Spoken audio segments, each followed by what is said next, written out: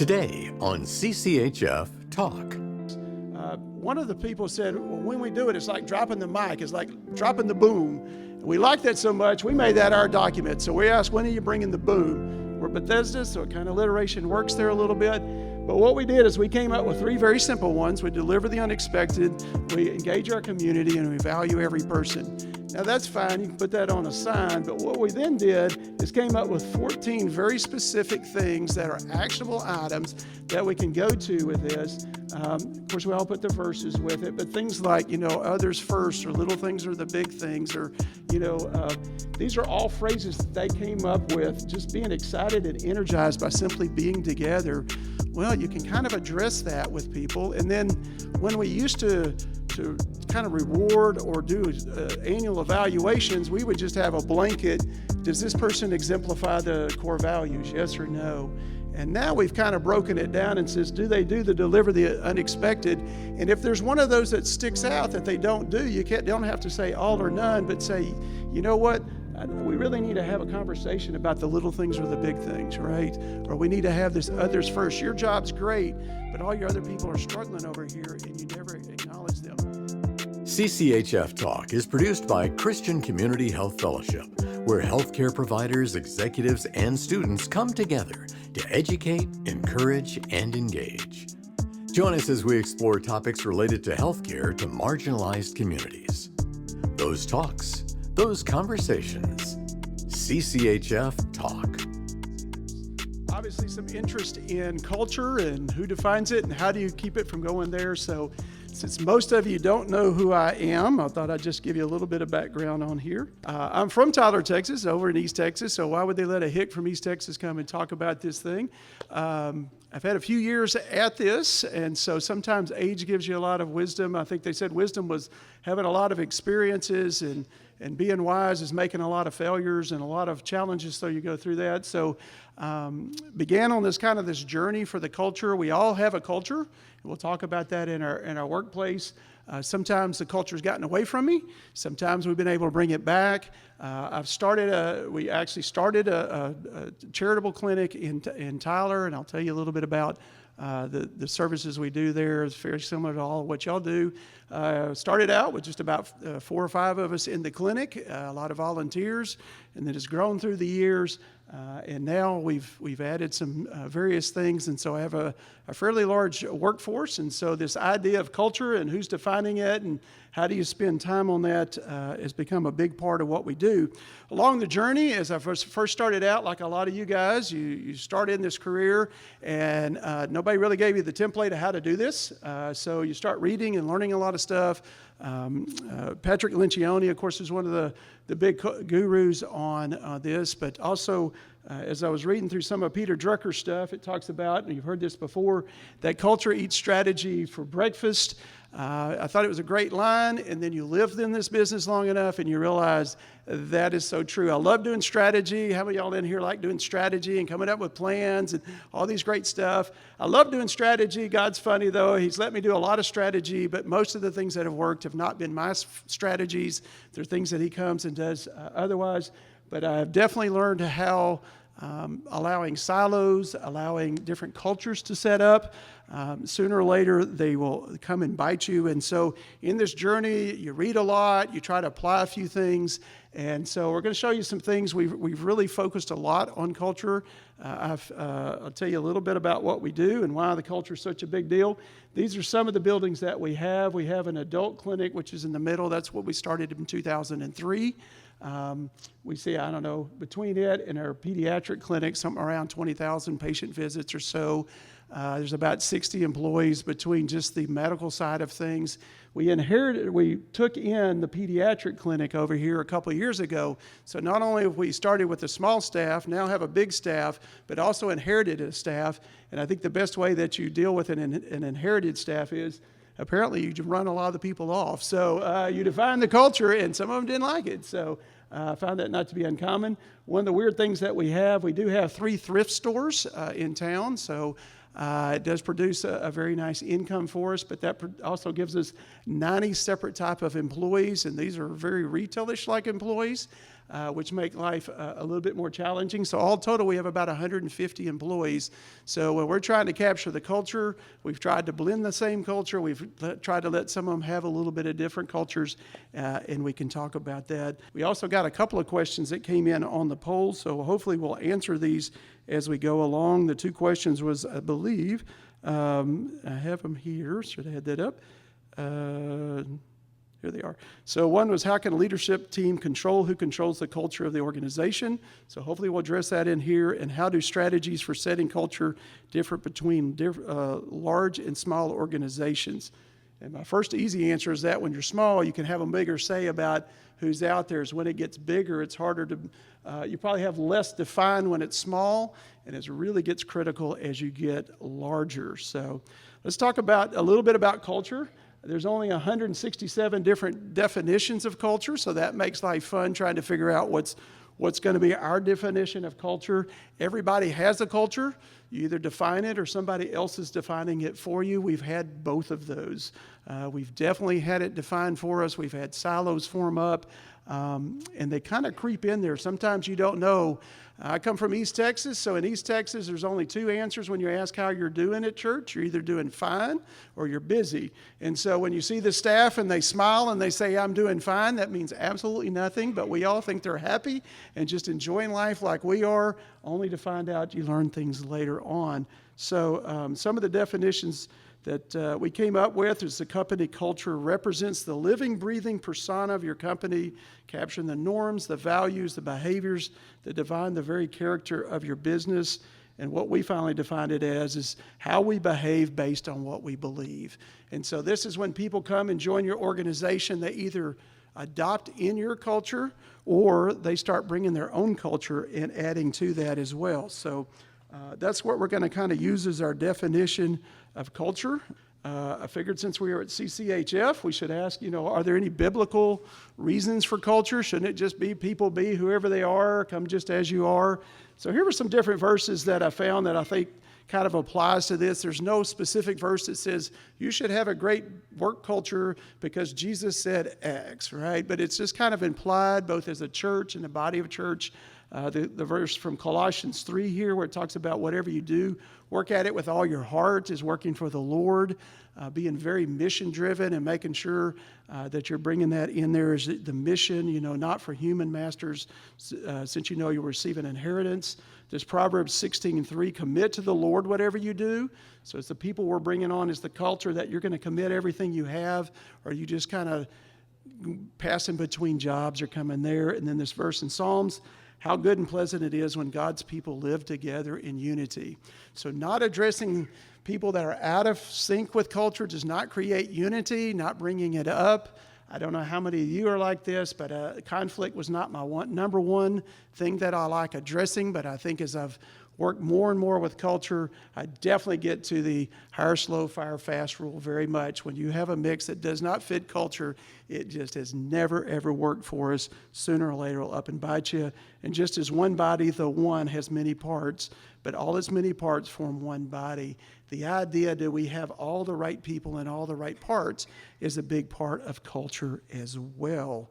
So we kind of start with the very basics of culture. I'm assuming most people have this, but our mission, vision, and our values. How many of y'all have that? You'll probably have it up on a big wall somewhere, right? We're all proud of them. We have our mission, our vision, and values. This is what should drive everything. Every time we have an interview process, the thing that got us is, and we really strive this as well, this should drive how you hire, fire, recognize, and reward people. And when we started surveying our staff, do you hire, fire, recognize, and reward based off that? It got like, well, we bring it up in hiring sometimes. Firing, we just, did they do it or not? Recognize, yeah, some. Reward, every once in a while we have a culture champion or something like that. It's been a slogan that we've had throughout. Do we hire, fire, recognize, and reward? And when you start looking through everything you have, is this mission, vision, and values in there? If you're saying you're late to work, how does that fit in your mission, vision, and values? What is it that you have in there? I also challenge a lot of us. We're all happy. It depends on who kind of got your mission, vision, and values. When we first did it, when you're small, we had a small group of us get together. We came up with 5 or 6 words. We worked through it. We're really proud of it. those words didn't always have actionable items to it that made it very clear. That's something we've really worked hard to do. And people would you'd say, well, let's recognize people for stuff. And it got very difficult. One of them we had, being a good Christian organization, we had reverence for Christ, and that sounded great. We're going to revere Christ. He's going to lead in everything we do. And then we started saying, how do you see that? How do you recognize that? And we never got anybody nominated for reverence for Christ. Not because they weren't spiritual, but there was just no actionable items that you could define with that. And so I really, especially when you get to values, if you can't say what it looks like, you can't hire, fire, recognize, and reward based off of that. And so the question is, who kind of put yours together? So the first time we did it, we all had the leadership team, came up with some great words. We were all happy about them. We all cheered them. Our thrift stores, they kind of went off on their own thing. They came up with their own core values, which always kind of bugged me a little bit. We've now combined them together. And so we went back through and said, let's take a whole look at this again. And we began to interview different groups within there. And my theme was, I want my mission, vision, and values to go from my dock workers to my docs. That it needs to be the same no matter where you are throughout the company, which gets really tough when you go across that. So these are kind of the three that we use. Everybody has their own. We have our kingdom purpose, loving those in need with excellent care, to point them to Jesus. We have our mission statement, which tells what we do. And then our vision statement, which took us a long time, but we're the idea that it actually starts with to serve and honor Christ. To serve and honor other areas by inspiring our neighbors to live the abundant life. There's always something else needed to make them do the abundant life. So as we're bringing people in, this is kind of like a basis, right? So this is just the beginning. We're going to kind of go from there out. So everybody probably has those. If they're on a wall, you know where they are. 2 people in your office probably know where they are, maybe could point to them. And when you have your annual deal, maybe one of them can get half of one of them right. So just getting them on a wall is just like a first step. Got to write them down. You got to have them. But what we want to talk about a little bit today is how do you define it? How do you make sure those get ingrained? And that is work. All right, so if you're looking for any quick answer today, you're not going to find it. It's going to take work. I'm going to tell you, I think we're on the road, but this is always a process, and every time you hire somebody new, you're challenged whether you can do that. So we interviewed all of our different staffs at different places. They came up with phrases and words. We said, what do we look like when we're at our best? What do we do when we're really hitting our strides? And so we came up with a document that's very unique to us.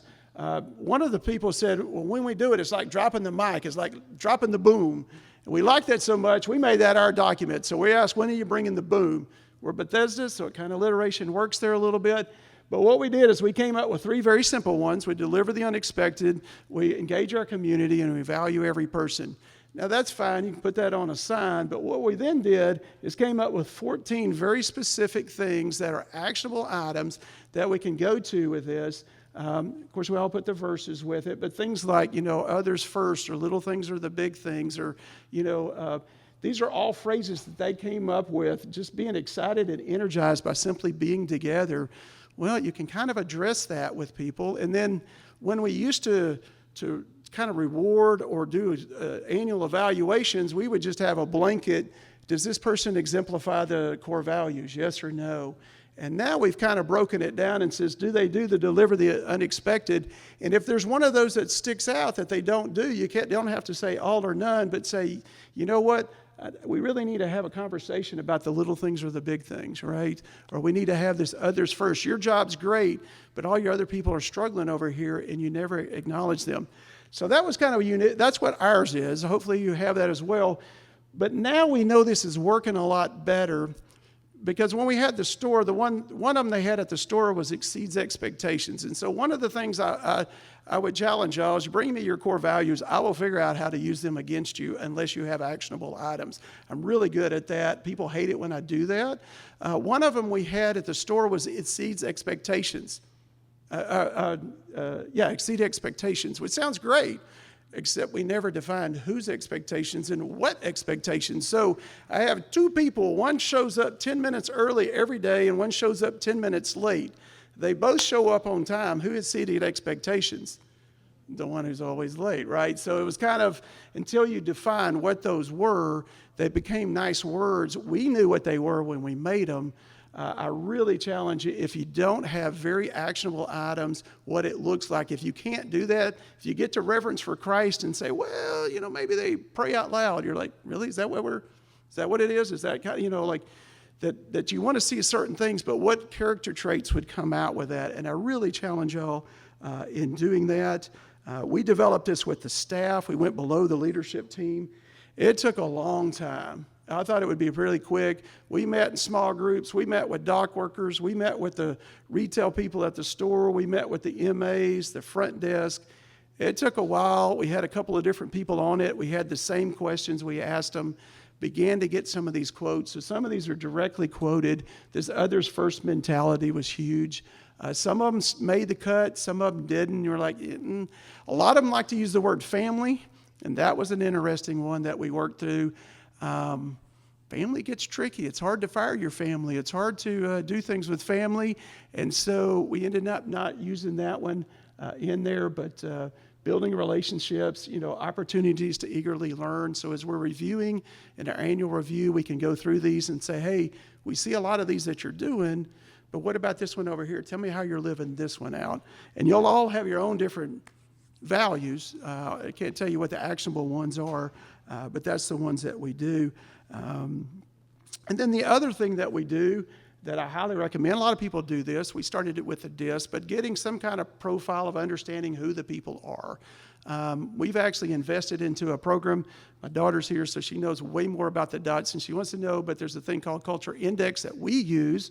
Some people use Enneagrams, which can be helpful, especially if you really train on them. DISC, we did them, but we weren't really trained on them. Culture Index, we've actually invested a lot of money into that. And what it does is it just allows people to do some kind of screen to say, what is this person? Is this job going to be the right fit? Or, everybody can interview in a certain way.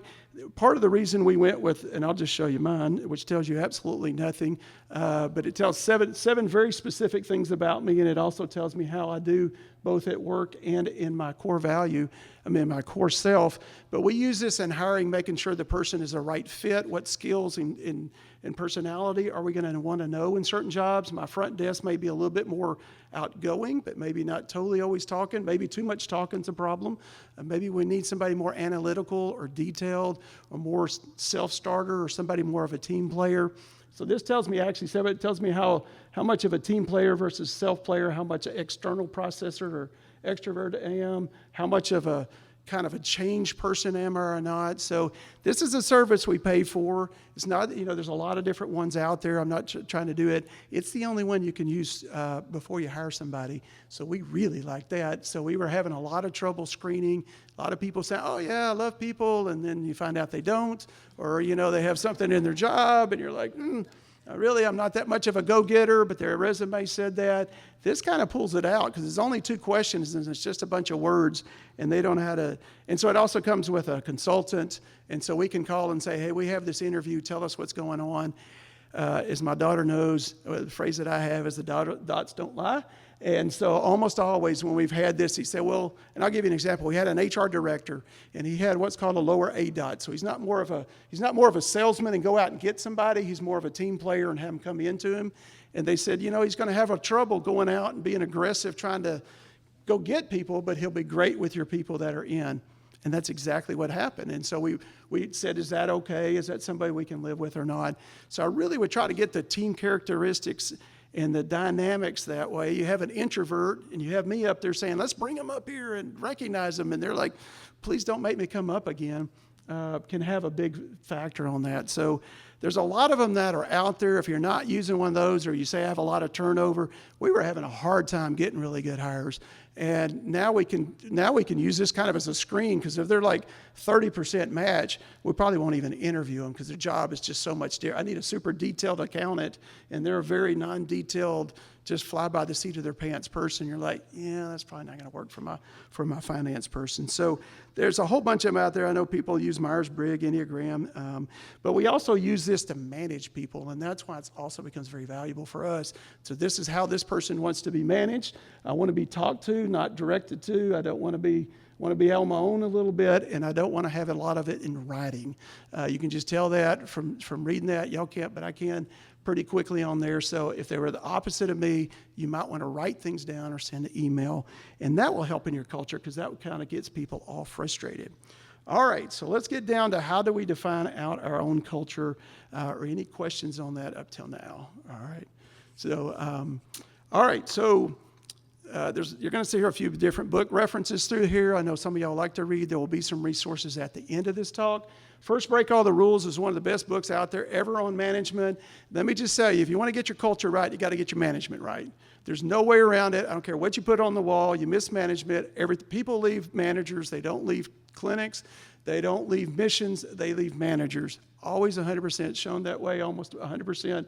First Break All the Rules is a book from the Gallup organization, and what they did is they went and surveyed a lot of people, and they came up and they asked them, they have 12 different questions, but the 6 most important questions they came up with are these.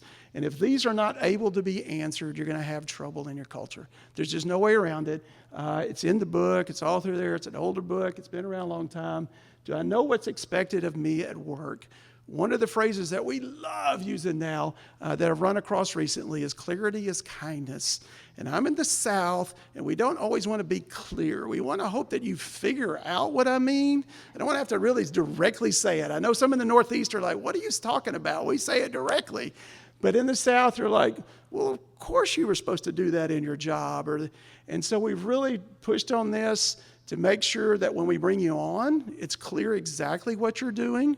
I hate job descriptions. I like things to be like, what's my top 3 things to do? Like, what specifically do you want done? Do you want me to raise money, write grants, go visit people? If you give me like 12 things, you can't do them, right? So is it clear what's expected of me at work? How will I promote? What is it that's going to be recognized? Do I have the materials and equipment I need to do my work right? We have a lady who we've now hired. She was a part of our staff. We moved her into a position of culture engagement and retention. And so her culture and engagement, I guess, is actually her title. And she was pointing out that the work environment can be just a huge deal, not just the materials, but what does it feel like being in that work environment? Are there papers stuffed everywhere? Does it feel like a cheap clinic? Does it feel like a nice clinic?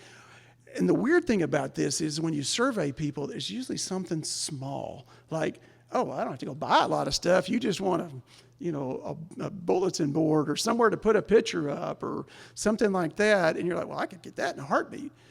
So do they have all the equipment and materials? I know we all struggle with that. Do I have the opportunity to do what I do best every day? And this is exactly why when we do that culture index is really big for us, because we know how you're wired.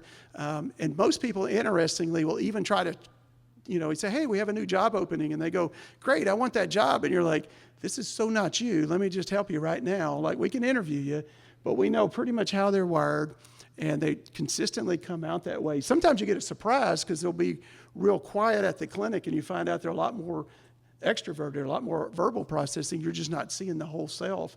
And because it checks also their core value to their work value, you can also tell if they're adjusting greatly or not. Like, we can tell when people are stressed and about to leave us, so that's also a cool thing with that. The last 7 days, have I received recognition or praise for doing good work?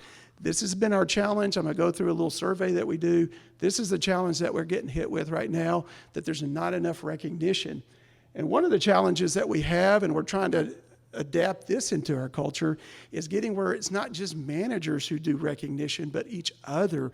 When you look at all the books on recognition, the peer-to-peer recognition is more valuable than having a boss or somebody come in or, hey, it's your day, we're going to recognize you for that. So, and then the last one is, there's someone at work who encourages my development. So are you investing into people's development? What's your culture for that? One of the questions I would have, or several of the questions would be, what's your culture of failure? What's your culture on development? Is it like that's just too expensive and we don't invest in people? Or do we try to do that? And because managers make or break us, we have almost every manager in some kind of leadership development in one way, shape, or form. It's a big, big thing that we do. All right, and so the other thing that we do, so this is all great, but what you have to do is then you have to go start asking people, do we meet these things? And it requires a repetitive asking. So we do an annual survey we'll talk about with the Best Christian Workplace. We now have a lady who's geared to do this, but HR could do it, CEO could do it. You could have your volunteer coordinator, you could have your charge of operations go, hey, I'm going to talk and start having some one-on-one conversations, or I can meet in a group. We have several of them where we meet in a group, and a lot of things will flush up, come out, particularly with our MAs or dental assistants who are real quiet in a big group, but we get them one-on-one and they start doing things. And then the other thing is, once you get your mission, vision, values, you got to communicate it. You got to figure out how you're doing it. So putting it on the wall is step one, but that won't get it out. We do a weekly email trying to communicate and update with everyone. We have a quarterly, a lot of y'all are doing this, I know, a quarterly clinic and Hangers of Hope's meeting where we kind of go over things, the information, HR, but also there's always a cultural focus. I started doing a once a month, what we call town halls. So I will go and meet with I guess you would call it selected. There's several people from different areas representing different areas. And as a CEO, just sit down with them, ask how's it going, see what's happening, try to get their feedback, give any information out, let them ask any questions like, who was the crazy person that came up with this idea? Where did this come from? How did you get started? Whatever else. So it allows us to kind of find things out that may be really bugging them. And sometimes it's very, very simple, right? Like, hey, the dress code says we can't wear this, but I have this I want to wear. And you're going, well, that makes sense. Why do we have that? We didn't realize it was so particular there. We have with our culture, the gal that heads up our culture, she has quarterly meetings as well with these folks. We have a very specific orientation. I'll be honest, we did not do orientation well for a lot of years. I'm just going to lay it out there. We just did not. You came on, and the worst orientation were those that were volunteers. Those were probably the worst orientation we had. So they were volunteers. You know all about us. Now you're part of the staff. Good luck.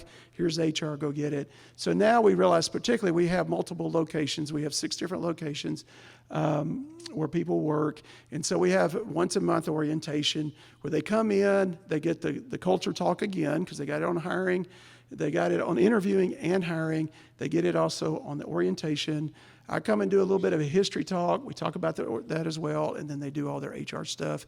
They also get to see the clinic because we do have a thrift store, and our patients, the people that we're hiring there are eligible to be our patients as well, and so we bring them over there. And then every time, another great book, by the way, is by the Heath boys, is Moments. And so one of the things we try to do is so most people remember their first and their last day of work. Everything else is between that. So how you leave and how you come on, it has bigger impact, and it does as well. So we make sure that when they come on new, we have a group of people that always take out a new employee till lunch, especially in our clinic area. Probably y'all have your own routine of welcoming in there, but that first day is kind of big. We used to say, hey, glad to have you. Sit over there. Somebody will come and talk to you. And then later on, the HR will show up. It's kind of a surprise. We didn't know you were here. Man, that's been a focus over the last few years. And we think it's making a difference into what we're seeing, but still, it's a tough deal. So, and then the other thing that we started a couple of years ago is what's called stay interviews. So, like I said, I have a lady who heads this up, and she does our culture and engagement, and she goes around and she'll do one-on-one questions. And so, some of these slides, I'm trying to show you a little bit of what we do. She's found these questions to work, but she would just take somebody, a dock worker, somebody from the sales floor. She'll take an MA over here. She'll take a dental assistant. Sometimes I'll do the provider. Sometimes she'll do those. And we'll just ask them questions, what do you look forward to? If the answer is nothing, you got a problem. You got employees leaving, right? Like, I just look forward to the end of the day. You're like, whoa, we need to talk further. And each of these has questions just to kind of, I love it here. It's great. It's wonderful. And then that leads to, well, what's so great and wonderful about it here? And what makes it great? What are you learning? What do you want to learn? What can we train you on? What would you like to know more of? Why do you stay here? And we fleshed one of these out. Why do you stay here? And I think it's up there. Yeah, when was the last time you thought about leaving us and what prompted it? And that's scary. We found some answers on that have flushed things out that I needed to know, and I didn't do that. I'll give you so we're down in the South, and so we usually don't bring politics into stuff, but apparently one of the days I missed the morning devotional was at another location. Somebody came in and they were all excited about Trump winning. Only problem is we had a lot of people who are either DACA, family of DACA, or immigrants. And that kind of kept some people from wanting to come to our devotional at that point. And it was like, you talk about affecting your culture, without asking these questions. It was like, whoa, that politics can go wherever you want, but it doesn't come in the door, right? That's, whoever you vote for, that's up to you. I don't care, but we're here to serve patients, and we want people to draw in. And then we have one-on-one meetings with our managers with their employees once a month, and we found that to be really key. That's taken us a long time to get going as well, because everybody's busy, nobody has time, but yet we've had to do it both at the stores and there, and then they have a series of kind of questions they go through. So that's kind of that's our stay interviews there. So these are done different ways. I'm in a business group, and so there's a lot of entrepreneurial guys in this group, and some of them will have their HR do it for a month. What we're doing is we're trying to pick apart probably like 2 or 3 a week. That's about how many she emotionally can handle. And so she's working them through 2 or 3 a week, just different areas and different. So, and I'll show you in a second, we have a survey that we do called Best Christian Workplace. And if you're not asking questions, not doing interviews, or not surveying, I promise you have no idea how your culture is. And I promise you do not know who it is that's not happy at your place. Because every time we do it, it's not the one I think it is. And so now when we get surveys back, somebody will go, oh, I know who answered that. And I bet you don't. And it's usually right. It's like, oh, they seem kind of grumpy. No, they're not happy. It's this other person over here who's quiet. That's the one that's giving you a problem. But we do this, some places will do it with HR. We've liked it that our culture and engagement person does it because they can find out information and it doesn't immediately have to go into an HR file. If they find something's big, my manager's terrible, their people are not nice to me, well, that goes up real quickly.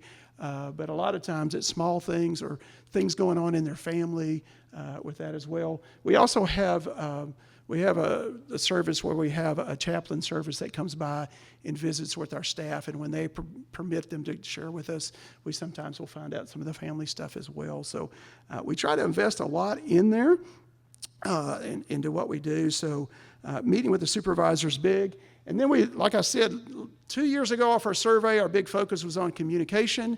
This year it's been on recognition. So we developed what we call our boom, letting people know. So this is stuff we're trying to encourage not only the managers, but also our staff, whatever you want to call it, personalize it up. The only thing it doesn't do is it doesn't stick. So if it was on a sticky note, that would be great. But you have to tape it, but you can write there, and then people can start putting this on their areas and stuff, saying, hey, look, I'm kind of one of these guys that stand out. So we've been using that once a quarter. We're down in the South, so we stole a Cajun word called lanyap. Hard to spell, fun to say. And so it means a little something extra. So I don't think we have any Louisiana people here, but, oh, we do. Well, there you go. We call it lanyap. I know other people, there are great debates how you say it, but it means a little something extra. It's kind of caught on. So we recognize somebody who's delivered the unexpected, engage our community, and value every person. And the reason why I think we're making headway is when we started our cultural award, we would get exceeds expectations and said, this person does nice work. They're very nice. They're hardworking. And you're like, well, that's kind of hard to put in there. Now they check the block. They say, they have an others first mentality. The other day they did, and it's a very descriptive deal. We get a very nice, when we do our lineup nominations, we get about 30 or 40 of those a quarter. So people are starting to do it and getting very specific. So we can recognize not just the one person who wins at the clinic and at the store, but we also can recognize everybody who gets nominated. But we make a real big deal about the ones that win. And so finally, my medical side's getting a little competitive. The dental ones have won a few times, and they're like, what do we have to do to get better, recognition? And so we kind of described it as a way, and, we encourage people when you give these notes, you also should be doing line-ups as well. And then, of course, the baseline is hopefully everybody's doing their day of profession, the MA day, the nurse's day, the made-up doctor's day, the front desk, whatever you do. It's kind of a baseline that you ought to be doing. So we do that, but I don't think we get a ton of credit. We just get negative points if we didn't. And then when people come on, we also do this interest survey. We're still learning how to use this better, but as they're hired on, we have them fill this out so that they can kind of tell us what they like. So later on, when we want to recognize them, I'll give you a small example. I have a relative who sent me a wonderful Starbucks card. It was very nice. I've never drank coffee in my life. Don't plan to drink coffee in my life. My wife appreciated it, but kind of the idea, if I send an employee and say, you're the greatest employee ever, here's your Starbucks card, and she goes, I don't drink Starbucks, or here's coffee, or here's chocolate, or here's what you like, or maybe a sports team or something that we could kind of do that. That's what we do. So that's kind of through that. I want to take just a few minutes and walk through the survey that we have. There's going to be a couple of busy slides here, and I apologize about that up front, but we're going to pick apart a few things. But we go through what's called the Best Christian Workplace Survey. I don't know if anybody's ever done that or not. It's something that you can pay to have done. They ask, and you have to have a lot of your employees fill out that survey, like 90%, to even get recognized. And it goes, and there's anonymous surveys, and they ask a lot of questions. And part of the reason why is we just really want to know how people thought. You need some kind of anonymous survey, some way to get information back. One-on-one interviews have been very helpful with stay interviews. Interviewing in groups have been very helpful. You start getting a pulse like, ooh. Just the other day, we interviewed our MAs and found out they weren't getting enough recognition from the medical staff. So what do you think I did? I sent a personal challenge out to the medical staff and said, that's not the culture we want, right? You're getting anxious every so often, so you blame the MAs, which is common, right? It's either the front desk or the MAs get blamed. It's always the case. Never the doctors, right? Never the nurse practitioner, never the PAs, never I took too long in there. Somebody messed my schedule up. We talked about that a little bit in our executive session about all the scheduling. But you do want to try to find out what's going on. So I think the Best Christian Workplace for us, there's 150 some odd employees. And so we had, it's somewhere around $3,000 to $5,000 to do this, but they give a report, they give you feedback, and then they give you, it got a little more expensive because we wanted reports for all of our different sections, so we could look at all the medical clinic or all the pediatrics, or all the dental. You have to have 10 or 15 people in it to get an actual report. So this is what kind of some of the reports look like, just so you can kind of see. We get an executive summary. It tells you where we are. I wouldn't show you this unless we were flourishing, but I think if we'd have done it a few years ago, we might have been in the blue. I talked to a guy I'm in a group with from Boys and Girls Club, and they said, we started in the blue, we started identifying our problems, and now they're in the green. It compares you to churches and everything else, lets you look at different groups. Our highest group actually was one of our thrift stores, more so than the clinic, which would surprise me thinking of missional, how they drew that. We've done it now for 2 years, and so we can get a comparison. This looked great until we looked at it and said 7 or 8 or higher, only leadership has declined. Most of that came out of one of my Hangers of Hope stores, one of our thrift stores, but it identified something we thought was there, but that's definitely an area we don't want to see dropping down, right? And so this year we focused a lot on recognition. Last year we focused on communication, and you can see the big jump that happened there. This year's a little bit about recognition.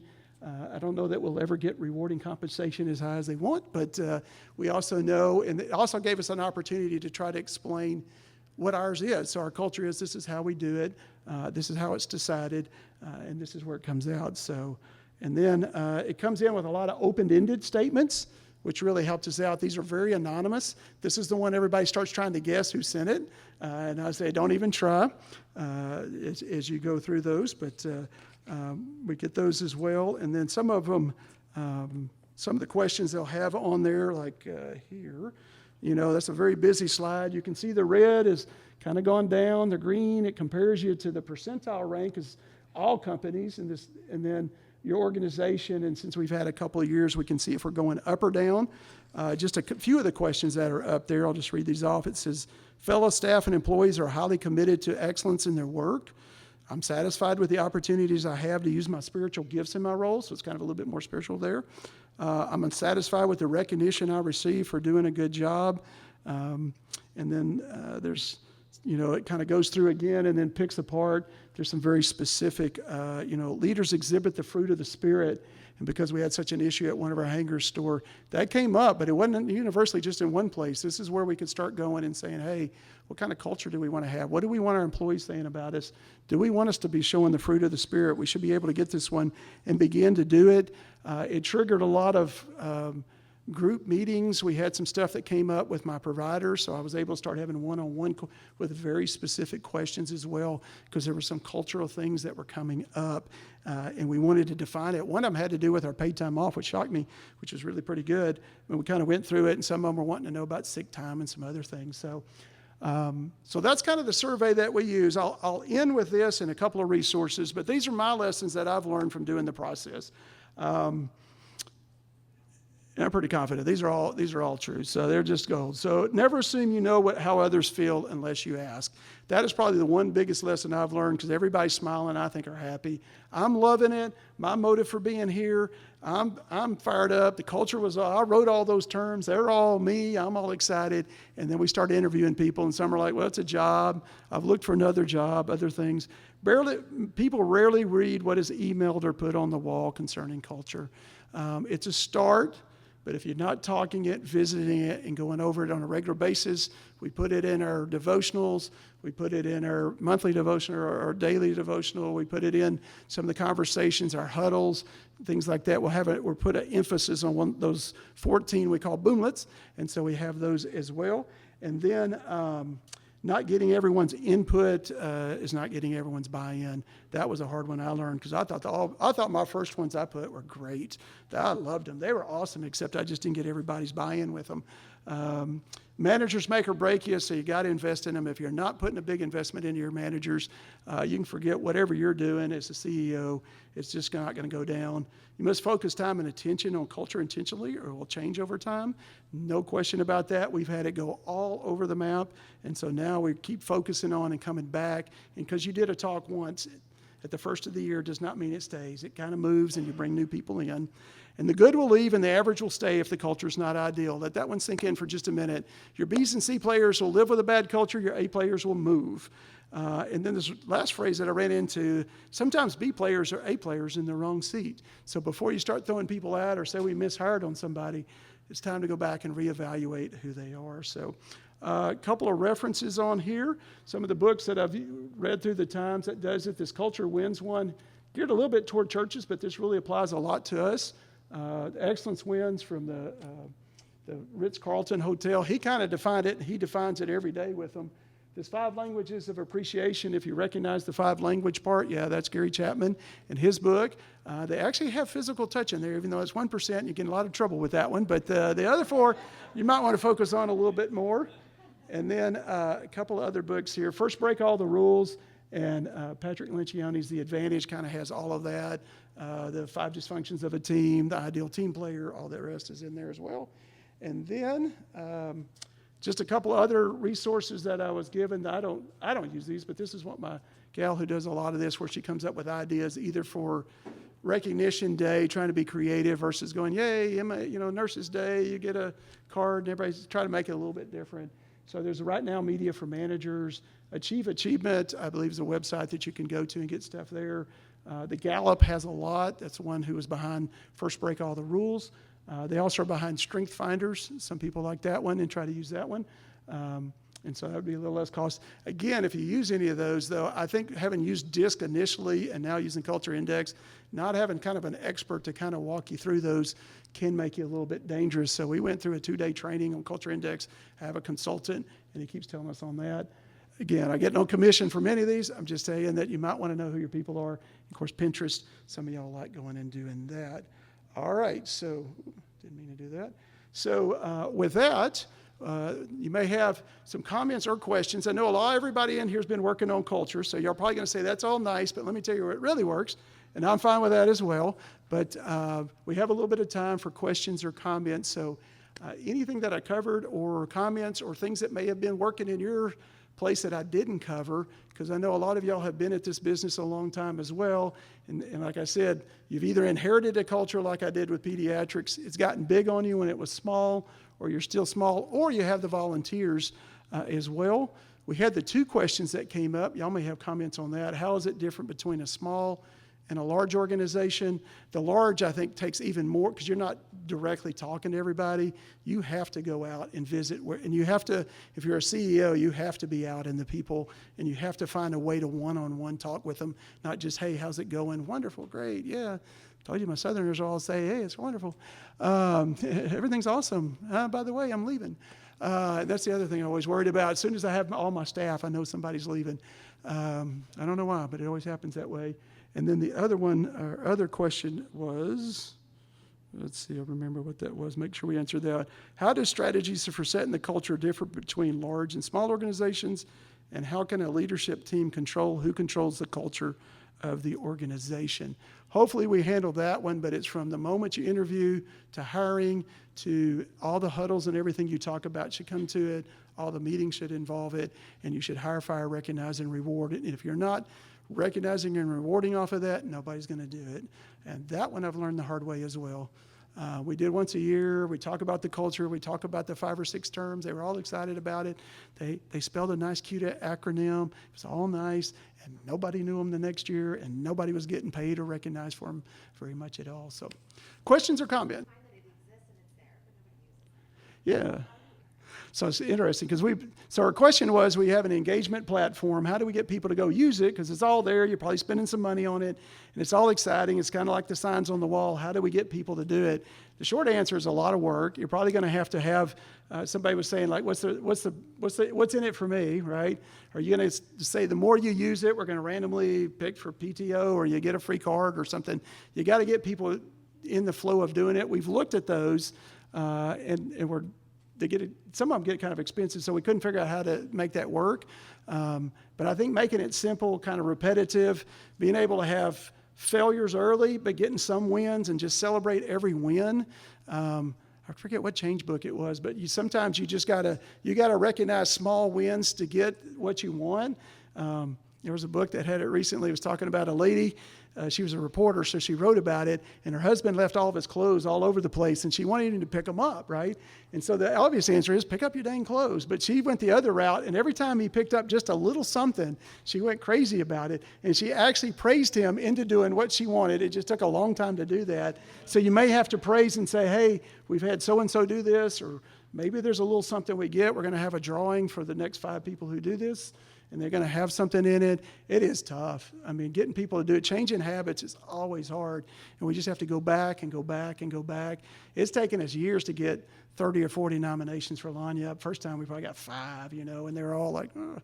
And so we don't have a mandatory, but yeah, it's something that comes up. And then as we're asking them, who are you recognizing? How are you recognizing them?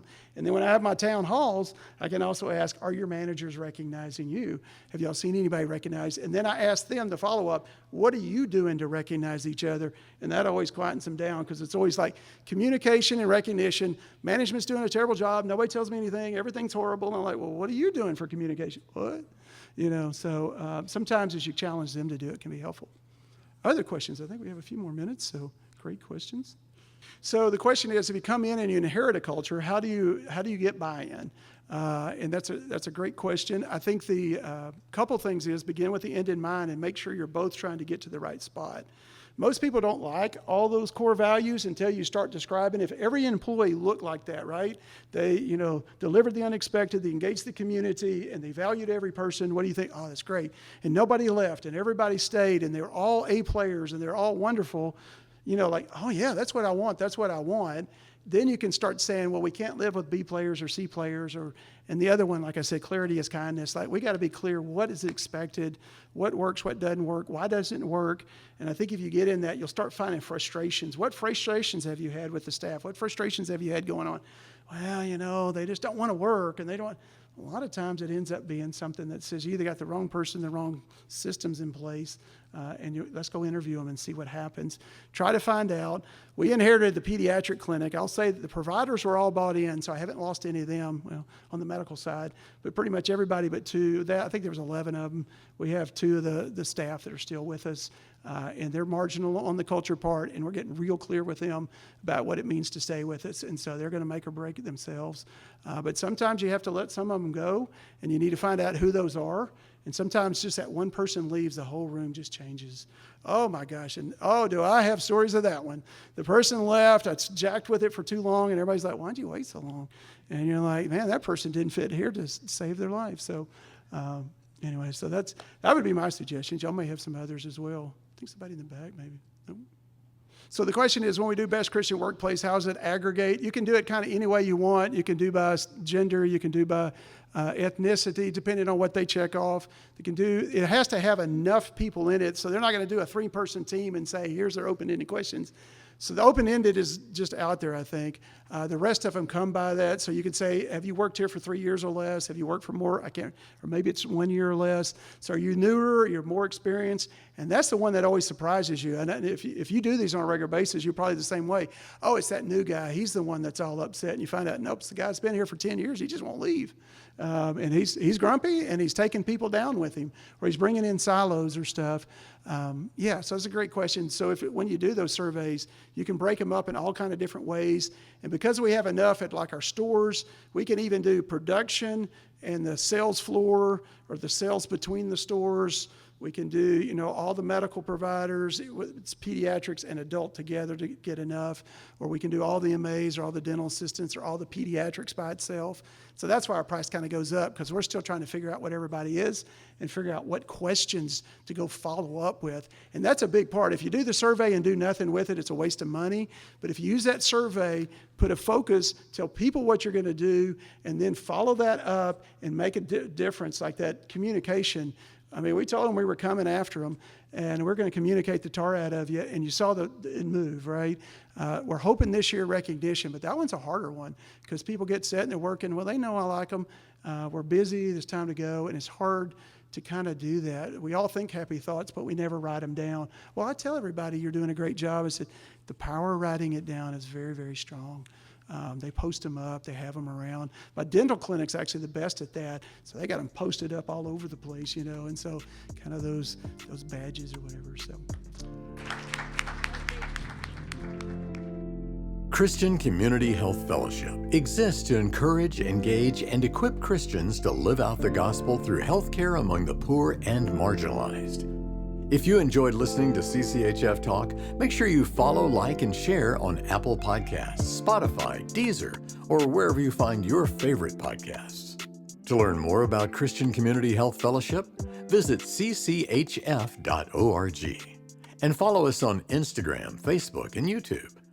Join us next time for another episode of CCHF Talk.